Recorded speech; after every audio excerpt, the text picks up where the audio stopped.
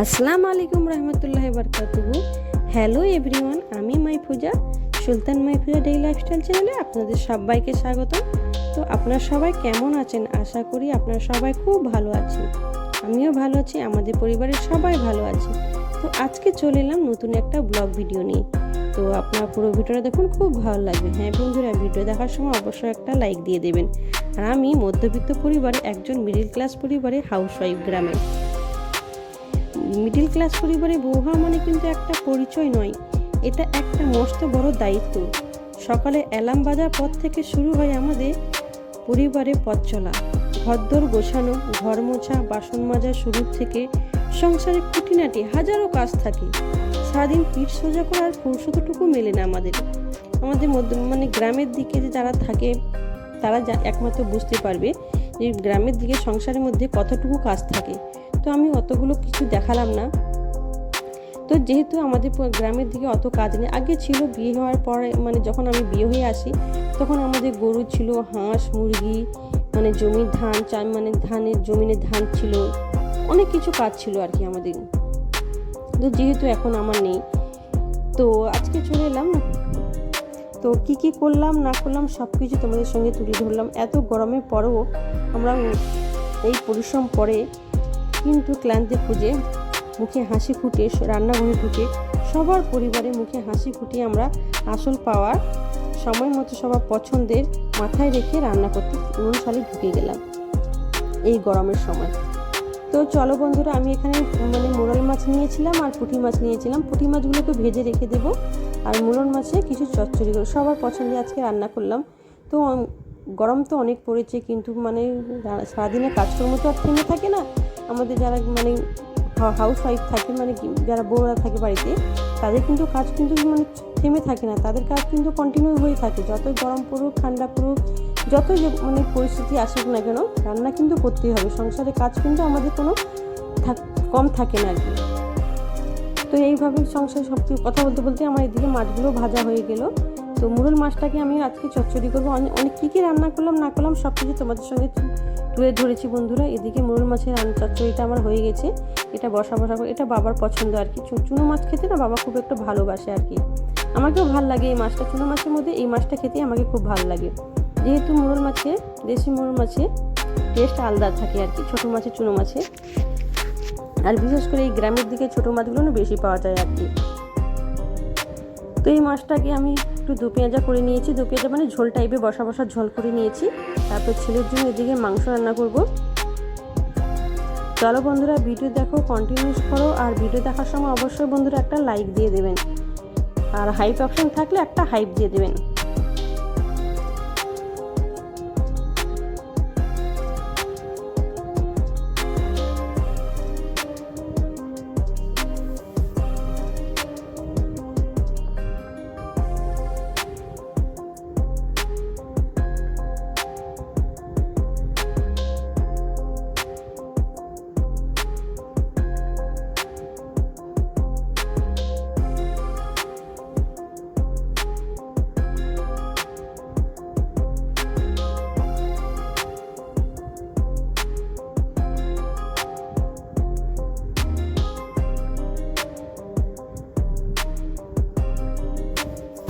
তো এখানে মাছের তেল দিয়ে আমি কুমড়ো শাক রান্না করব।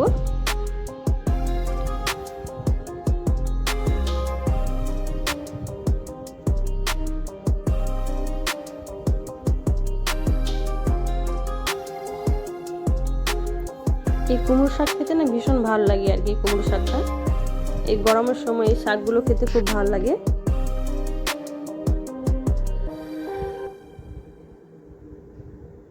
যখনকার যে সিজন থাকে সেই সিজনে শাকপাত সবজি খেতে না খুব ভালো লাগে আর কি। ঠান্ডার সময় সবজিগুলো খেতে খুব ভালো লাগে, তখন কি হয় অনেক রকমের সবজি পাওয়া যায়। গরমের সময় সেরকম অত সবজি পাওয়া যায় না আর কি। তো যেটুকু পাওয়া যায় সেইটুকু আমার খুব ভালো লাগে। গরমের সময় কি হয়, শরীর ঠান্ডা করা সবজিগুলো পাওয়া যায়। এই কুমড়ো শাকটা না আমাকে ভীষণ ভালো লাগে, কেননা এই শাকটা একটু মিষ্টি মিষ্টি ভাব থাকে আর কি। তো এই কুমড়ো শাক দিয়ে আলু দিয়েছি, বেগুন দিয়েছি আর একটু পেঁপে দিয়ে এই শাকটাকে রান্না করে নেব মাছের তেল দিয়ে। খুব সুন্দর হয়েছিল এই শাকটা। আজকে সবার পছন্দে রান্না করেছি। মুরল মাছটা ছিল বাবার পছন্দে, ছেলের পছন্দের মাংস রান্না করেছি, এটাও আমার পছন্দের। আর একটা করেছিলাম ডাল করেছিলাম, মানে আমরা দিয়ে মসুর ডালের টক করেছিলাম আর কি। তো আজকের এই মেনুটাই ছিল। এই গরমের সময় অনেকক্ষণ ধরে, তোমরা তো জানো আমি উনুনে রান্না করি, এই গরমের সময় অতগুলো উনুনে রান্না করতে না অনেক কষ্ট হয় বন্ধুরা, অনেক কষ্ট হয়। কী করবো বলো বন্ধুরা, তো সংসার করতে গেলে তো কষ্ট করতে, এমন কোনো কাজ নেই যে কষ্ট নেই, সব কাজেরই কষ্ট আছে, তবুও আমরা কাজ করেই থাকি। ঘরে যখন এসে বসে পাখায় তলায় যখন বসে থাকি, যখন কারেন্টটা চলে যায় না, মনে হয় যেন কত গরম লাগছে, কারেন্টটা চলে গেলো, এসে বসলাম কারেন্টটা চলে গেলো, আর কত গরম পড়েছে। কিন্তু উনুন শালে আমরা যে 4 ঘন্টা 5 ঘন্টা যে উনুন শালে আমরা বসে থাকি, তখন মনে হয় না অতটা কষ্ট বলে। কেননা সবার পছন্দের তখন আমরা কী করি, ভালো করে রান্না করে থাকি। কেননা খাওয়ার সময় যখন তারা যখন মানে সেই আনন্দটা যে পায় না, যখন বলে এই তরকারিটা খুব সুন্দর হয়েছে, টেস্টটা খুব সুন্দর হয়েছে, এই মাছটা খুব সুন্দর হয়েছে, তখন মনে হয় সব কষ্টটাই আমাদের মনে, আর কষ্টভাবটা আমাদের থাকে না, মনে হয় সবার মানে আনন্দের সীমাটা থাকে না আর কি, যে এত কষ্ট করলাম তার ফলটা আমরা তখনই পেয়ে যাই আর কি। যখন সবাই খাওয়ার সময় যখন প্রশংসা করে না, যে তরকারিটা আছে খুব সুন্দর হয়েছে, সেই কষ্টটা আমরা কিন্তু ভুলে যাই আর কি। সত্যি কথা বন্ধুরা, আমার তো মনে হয় এটা আর কি। তো আমি এখানে সরষা বাটা একটু দিয়েছি, সরষা বাটা দিয়ে এটা ভালো করে কুমড়ো শাকটাকে রান্না করে নেব। কিন্তু আমরা মেয়েরা সারাদিনের কাজ করার পর, যখন সারাদিন কাজ করে যখন উনুন শালে যখন 4-5 ঘন্টা যখন বসে যখন সময় কাটায় না, অনেক কষ্ট হয় বন্ধুরা। এই গরমের সময় প্রচণ্ড গরম পড়েছে আমাদের এদিকে। তো এটা আমি মাখো মাখো করে নিয়েছি, আর বেশি করবো না।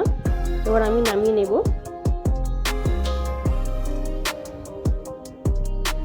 তারপরে এটা আমি করে দিয়েছি, ফোড়ন দিয়ে দিয়েছি। আমরা সেই মসুর ডাল যে টক করবে সেটা আমি পিয়াসে বসে দিয়েছিলাম, সিদ্ধ হয়ে গেছে।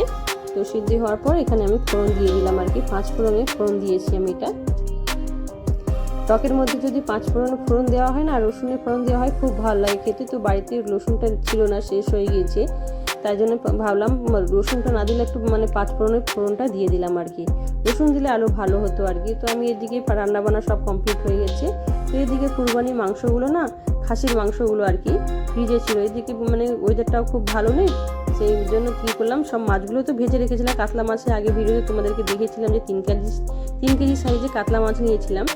তো রান্না করেছিলাম, মাথাগুলো যেগুলো রান্না করে নিয়েছিলাম, বাদবাকি যেগুলো মাছ ছিল সব ভেজে রেখেছিলাম, আবার ওকে ভেজে নিয়ে ফ্রিজের মধ্যে রেখে দিচ্ছি। মাংসগুলোকেও মানে খাসির মাংসগুলো ছিল, সেই মাংসগুলোকে গরম করে রেখে দিচ্ছি, কেননা ওয়েদারটা একটু খারাপ আর কি। যখন কিছু এদিকে বৃষ্টি হয় না, কিন্তু ঝড় হয় আর কি। ঝড় হওয়ার সময় না কারেন্ট চলে যায়, যখন চলে যায় না, তখন আমাদের গ্রামের দিকে না একবার কারেন্ট চলে গেলে, ঝড় হলে না, তো 4 ঘন্টা 5 ঘন্টা ধরে এরকমভাবে না, বা সারা রাত এইভাবে আমাদের এখানে কারেন্টটা আসে, প্রবলেম হয় আর কি। সেই জন্য ভাবলাম যে এগুলোকে ভেজে গরম করে রেখে দিই। তো আজকে রেসিপিটা কেমন হয়েছে বন্ধুরা, কী কী রান্না করলাম সব কিছু তোমাদের সঙ্গে তুলে ধরেছি। তো কী কী করলাম না করলাম সব কিছু তোমাদের সঙ্গে তুলে ধরেছি। এটা হলো মাংসের তরকারি, অল্প করে মশলা দিয়ে এটা রান্না করেছি আর কি। এটা হচ্ছে মোরল মাছের চচ্চড়ি করেছি বাবার জন্য, স্পেশাল বাবার জন্য আর কি এটা। আর ডাল, মানে আমরা ডালটা টক করেছি, আর কুমড়ো শাক তরকারি করেছি। আজকের এই মেনুটাই ছিল আজকে, সবার পছন্দের রান্না আর কি। কুমড়ো শাকটা না আমার পছন্দের আর কি, খুব সুন্দর লাগে এই শাকটা, আমারও ভালো লাগে, আমার শাশুড়ি মায়েরও খুব ভালো লাগে এই কুমড়ো শাকটা। আর খুব সুন্দর টেস্ট হয়েছিল কুমড়ো শাকের তরকারিটা আর কি। যেহেতু মাছের তেল দিয়ে আমি রান্না করেছিলাম, আলু বেগুন পেঁপে দিয়ে রান্না করেছিলাম, খুব সুন্দর টেস্ট হয়েছিল আর কি। মিষ্টি মিষ্টি শাক লাগে, একটু চিনি দিতে হয় আর কি, খুব ভালো লাগে আর কি। তো সবাই খেয়েও প্রশংসা করেছিল, যেহেতু বাবা যখন খায় না, তখন মানে রান্না করি, তখন বাবা সবসময় যখন আমার হাতে তরকারি খায়, বাবা সবসময় বলে তোর হাতে তরকারি খেয়ে তোর মায়ের কথা মনে পড়ে যায়, বাবা এটাই বলে আর কি।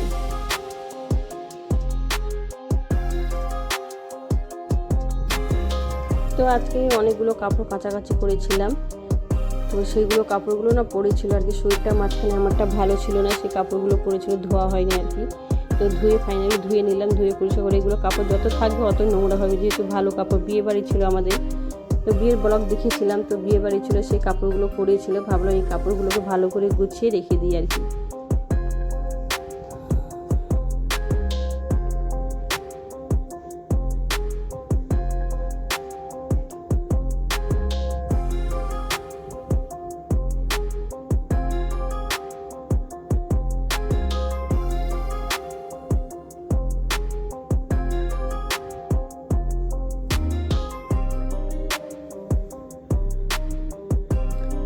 গায়ে হলুদে কাপড়, বিয়ে বাড়ির কাপড়, বউ ভাতের কাপড়, এইভাবে সব কাপড়গুলো অনেকটাই পড়েছিল আমার ছেলে করে।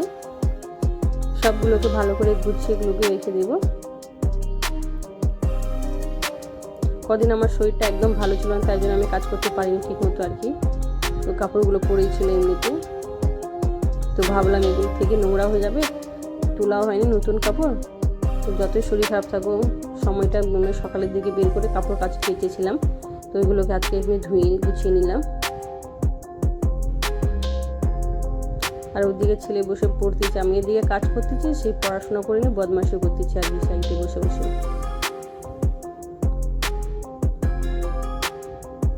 এই চুড়িদারটা আমি কাটিয়েছি, এটা আমার ননদ আসার সময় কাটিয়ে নিয়ে এসেছি, যেহেতু আমার বড় ননদ বিয়ে বাড়িতে এসেছে, তাকে আগে দিয়ে দিয়েছিলাম।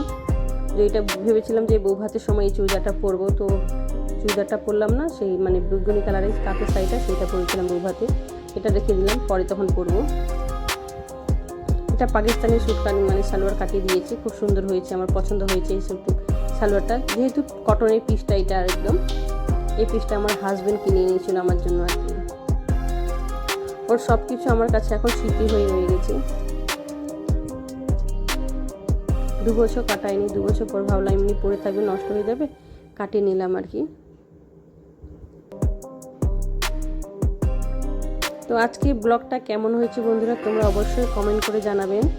তো আজকে রান্না বান্না ব্লগ শুরু থেকে সকাল থেকে যা যা করলাম সব কিছু তোমাদের সঙ্গে শেয়ার করলাম।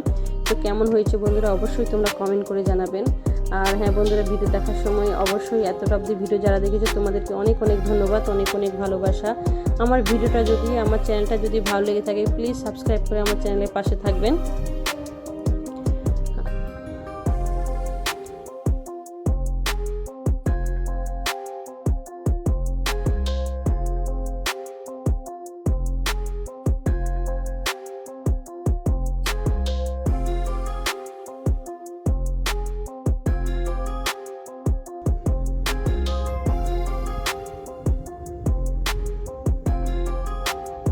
এখানে যতগুলো শাড়ি আছে সব আমার হাজবেন্ডের পছন্দের শাড়িগুলো।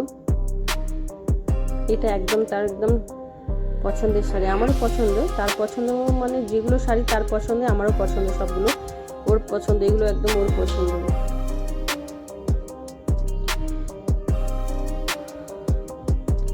তো আবার দেখা হবে অন্য কোনো দিন, অন্য কোনো ব্লগ ভিডিওতে। বাই, তোমরা সবাই ভালো থেকো, সুস্থ থেকো, আল্লাহ হাফিজ।